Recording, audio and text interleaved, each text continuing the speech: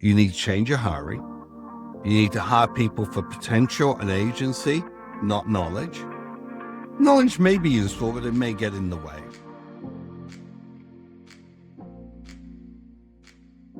AI is reshaping software development faster than any of us can track. The new default is Monterell's research and media series built around one question. How is AI actually changing the way we build products in practice, not in theory? John Frankel, founding partner at FFVC, named the hiring mistake that's killing AI adoption in companies. Companies keep recruiting for expertise, for domain knowledge, for years of experience doing things a certain way. But what happens when the way that you've always done something becomes obsolete monthly? Frankel's seen technology transformations before, mainframe to client servers, the internet, mobile. He was at Goldman Sachs when spreadsheets first let analysts crush 8-hour jobs into 15 minutes. He's seeing the same pattern now. AI point solutions. Employees solving problems at the edge. The difference, this cycle is moving much faster than anything before. So I've seen a lot of technology transitions. My first time I programmed was in BASIC when I was 16.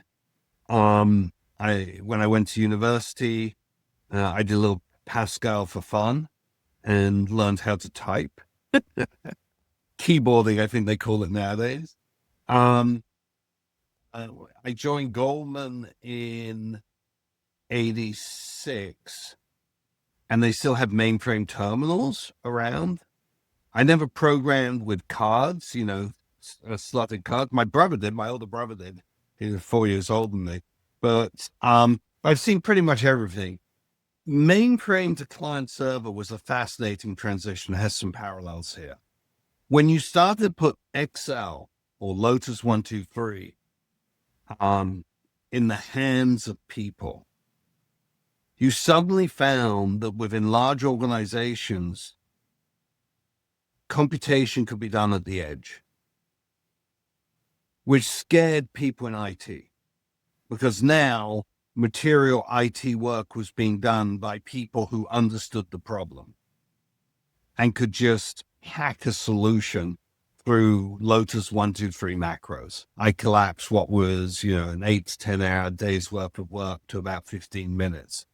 Because I got a Black-Scholes at Lotus 123 add-in. And my boss didn't know what that was. His boss didn't know. All he knew was I came in and I said, this job, which was the real sexy, difficult job, there required a lot of intellectual input, is now, a 15-minute little exercise running a spreadsheet. And it's like, what's a spreadsheet? So that to me is very similar to what we see today. This is a long way of kind of saying today, the people who will solve the problems in businesses are less likely to be the CEOs who say, we're going to implement this system, this technology, which is what it's been with a lot of SaaS, and is more an employee doing a job and saying, I can now apply what we call an AI point solution, a agentic workflow in a given space. The employer does that work and say, I can now use AI to crush my 40-hour job to 5 minutes or whatever it is, right? So just like with spreadsheets, my boss and my boss didn't really understand it. They're just like, oh, that's cool. Can we do more of that? I don't really understand it, but that seems like a good productivity hack. You're getting the same things happen here. And so you need, as you run a company today, to have a culture that recognizes this potential, puts the tools in people's hands, rewards them for eliminating their own jobs or shrinking their own jobs. And basically, everyone becomes a business process optimizer. The net result is, we have a portfolio company that grew 55% last year on a decent heft, 400 employees, so decent heft. They added 10% employees. In the old days, before APES, AI Point Solutions, they would have had to hire 30, 40% of people to get to 55% growth. And so what does that do for a company? Well, if you don't need to hire 150 people, instead you can hire 30 people, your decisions are faster. You don't need to spend so much time on recruiting. You don't need to culturally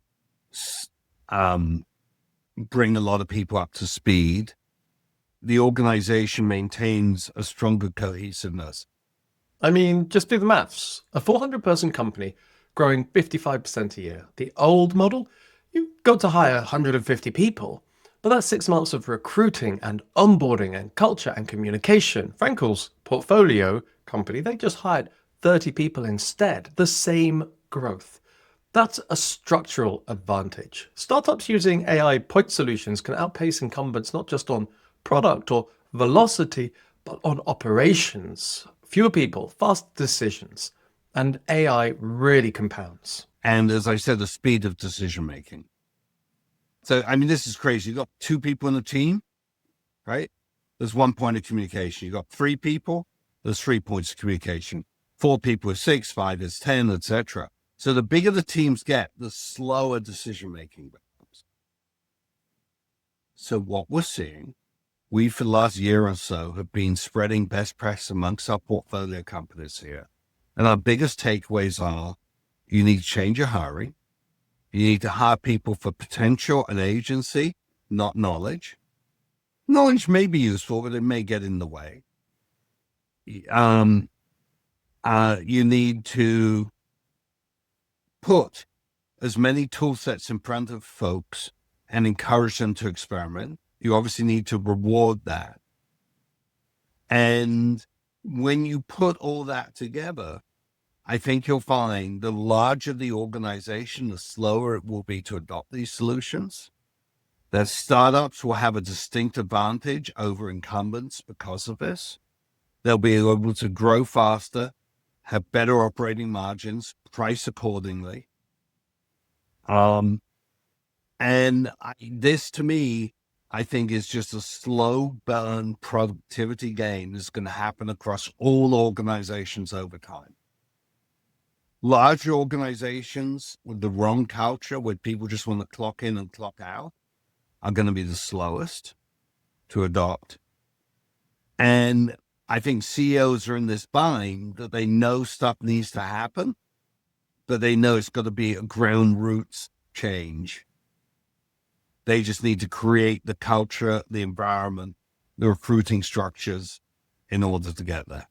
People go, okay, so you have a company with 30 programmers and you make them 10 times more efficient. Do you just go to 3? How'd you deal with junior people? People working all this out. But, there's an assumption that the pie is fixed.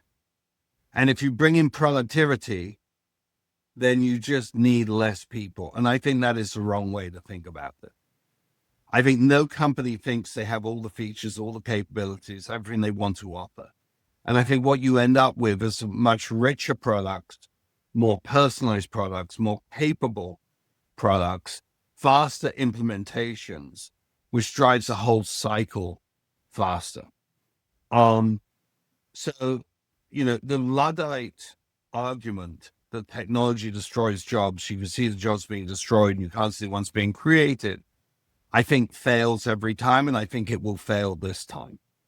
I think humans will find roles against all of this. But people do worry about this. People do worry. Just remember, it's not a zero-sum game. And what you do is expand the richness of opportunities for people. Literally every technology has come along, has enabled jobs to be more engaging, more fun over time on average. Not every job, but on average. I mean, I think, I was talking with one of our CTOs and he said, I almost want to hire people who don't know how to do the job. As long as they have potential and agency and they come in and see the problem, let them try and solve it differently. We've broken things down into categories because that's how we've done things historically. For anybody who's really spent time using language models, it's not so much about what you know, it's often about what you don't know. What I mean is, your experience might be the thing holding you back. You've solved that problem before. You know the right framework, the proven approach. But AI doesn't need your 10 years of experience. It has that thousands of times over. What it can't do is ask that probing question or make a judgment call, decide which rules to break. That's what John's portfolio companies are really discovering. Process optimization, BPO. I think everybody now is encouraged to do that. And let's take a simple example that people have themselves. Most people, when they feel ill, they go to the doctor, they get some tests run, they then sit down with the doctor, and the doctor says, this is the treatment. Old process. New process. I don't feel great, but I already have some data from my Oura Ring or my Apple Watch or whatever. I already have some blood tests, etc. Let me take this data, I upload it, and maybe I run some more blood tests. I upload it into ChatGPT or Grok or whatever, and I start to go down a rabbit hole of diagnosis and treatments and like. And then when I go to my doctor, and say, should I be doing A, B, C, or D? Or tell me what you think. And then I have a more balanced conversation. And I think some doctors hate it. Other doctors like it. But, I think it's changing the balance in that situation. I think that happens for every single job prospectively. And I think AI allows people to get out of their lane and to get perspective and to form views on what they want to do. And I see it as an incredibly powerful tool to augment what you do. This cycle is unlike any past cycle. So let's just stop 1 second. This ape thing that is completely changing how work flows, that will move into physical AI and robotics in certain fields as well. It is, to me, the most disruptive tech stack we see. It's more disruptive than client server, more disruptive than mobile, more disruptive than the internet in my book, right? So let's understand that. What's peculiar about this is when you understood the internet, you had a distinct advantage over people who didn't. And it's difficult for people to know who weren't there, but there were a lot of skeptics. And they felt that the internet was this sort of plaything. It wasn't for business. It wasn't capable.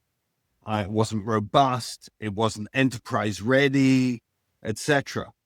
But if you grokked it, if you got your head around what it could do, you had a distinct advantage. You could play for years. Right? You understood these aspects. The same with mobile. Once you understood what mobile could do, you had a distinct advantage and you could play to that. The first are people who didn't understand it. But it's changing so fast now that you can get caught in the wake of those changes. So it is very difficult for people to really get their hands around this. Today, if you understand everything about AI on a Monday or Tuesday morning, by the time you get to next month, you're out of date.